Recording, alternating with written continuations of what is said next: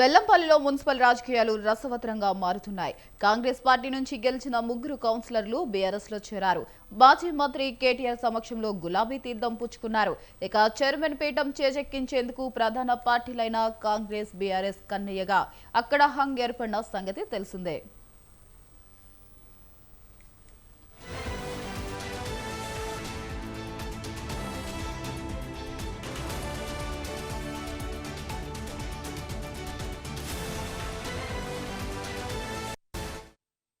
లో మొత్తం 34 స్థానాలుగా కాంగ్రెస్ 14 వార్డులు, బీఆర్ఎస్ 14 వార్డులు స్వతంత్రులు 5, బీజేపీ ఒక్క స్థానంలో గెలుపొందారు. ఈ క్రమంలో కాంగ్రెస్ కు చెందిన 26వ వార్డుల కౌన్సిలర్లు ఇప్ప కుమారస్వామి, 30వ వార్డుకు చెందిన షుకేష్ ని, 34వ వార్డుకు చెందిన రామ్మూర్తి గులాబీ పార్టీలోకి చేరారు. దీంతో బీఆర్ఎస్ బలం 17కు చేరింది.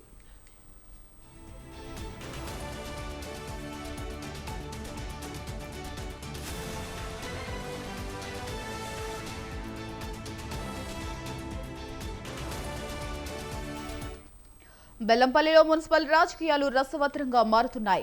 కాంగ్రెస్ పార్టీ నుంచి గెలిచిన ముగ్గురు కౌన్సిలర్లు బీఆర్ఎస్ లో చేరారు. మాజీ మంత్రి కేటీఆర్ సమక్షంలో గులాబీ తీర్థం పుచ్చుకున్నారు. చైర్మన్ పీఠం చేజెక్కించేందుకు ప్రధాన పార్టీలైన కాంగ్రెస్, బీఆర్ఎస్ కన్నయ్యగా అక్కడ హంగ్ ఏర్పడిన సంగతి తెలిసిందే.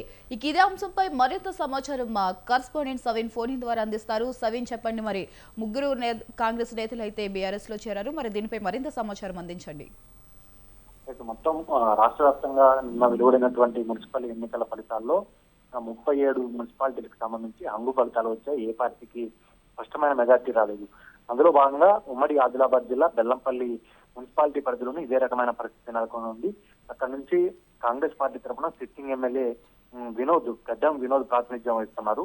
మొత్తం 34 వార్డులు ఉండగా కాంగ్రెస్ కు 14 వార్డులు, బీఆర్ఎస్ కు 14 వార్డులు, స్వతంత్రులు 5 వార్డులు గెలవగా అదేవిధంగా బీజేపీ ఒక్క స్థానంలో గెలిపొందింది. అయితే ఈ రోజు కాంగ్రెస్ పార్టీకి సంబంధించినటువంటి 26వ వార్డు కౌన్సిలర్ గా గెలుపొందినటువంటి ఇప్ప కుమారస్వామితో పాటు 30వ వార్డుకు చెందినటువంటి సుకేష్ ని, 34వ వార్డుకు చెందినటువంటి Rammurthy BRS working president KTR సమక్షంలో బీఆర్ఎస్ పార్టీలో చేరారు. దీంతో ఒక్కసారిగా బీఆర్ఎస్ బలం 17కు చేరింది. అయితే కాంగ్రెస్ పార్టీకి local MLA ex officio vote అదనంగా ఉంటుంది కాబట్టి 15 స్థానాలు 15 ఓట్లు కాంగ్రెస్ పార్టీకి వస్తాయి. దీంతో మిగిలిన స్వతంత్రులు ఒకవేళ కాంగ్రెస్ పార్టీకి మొగ్గు చూపితే అక్కడ కాంగ్రెస్ పార్టీ మున్సిపల్ పీఠాన్ని కైవసం చేసుకుంటుంది. లేకపోతే ఒకవేళ వారు కూడా తిరిగి బీఆర్ఎస్ వైపుకు వస్తే బీఆర్ఎస్ పార్టీ మున్సిపల్ పీఠాన్ని కైవసం చేసుకునేందుకు అడుగులు వేస్తోంది.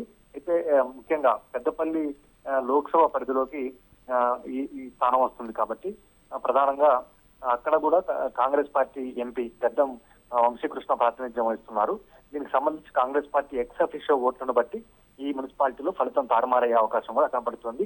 ఇక మొత్తం 37 హంగ్ మున్సిపాలిటీలో మాకు ఒక 7 మున్సిపాలిటీలు వస్తాయని బీఆర్ఎస్ పార్టీ భావిస్తుంది. దీనికి సంబంధించి బీఆర్ఎస్ వర్కింగ్ ప్రెసిడెంట్ కేటీఆర్ కూడా వ్యూహరచన చేస్తున్నట్లుగా తెలుస్తుంది. మొత్తానికైతే బెల్లంపల్లిలో మున్సిపల్ రాజకీయాలు ఆసక్తికరంగా మారాయని చెప్పుకోవచ్చు.